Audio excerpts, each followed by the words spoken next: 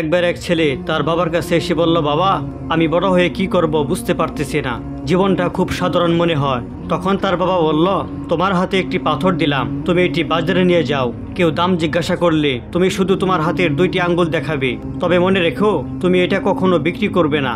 ছেলেটি সেই পাথর নিয়ে বাজারে চলে গেল।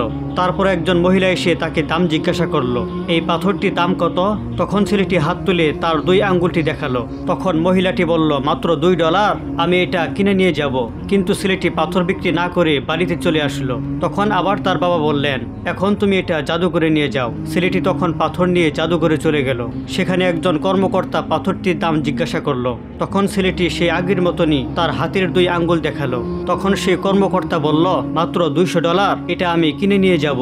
কিন্তু সেই আগের মতনই ছেলেটি পাথর বিক্রি না করে বাড়িতে চলে আসলো। তখন তার বাবা তাকে বুঝিয়ে বলল, বাবা একই পাথর কিন্তু ভিন্ন ভিন্ন জায়গা হওয়ার কারণে তার দামও ভিন্ন ভিন্ন। ঠিক তোমার জীবনটাই হলো এমন, তুমি কোথায় নিজেকে রেখেছ, কার সাথে চলেছ, সেটাই তোমার মূল্য নির্ধারণ করবে। নিজেকে সঠিক জায়গায় রাখো, সঠিক মানুষের কাছে নিজের মূল্য খুঁজো, কারণ তোমার মূল্য তুমিই জানো।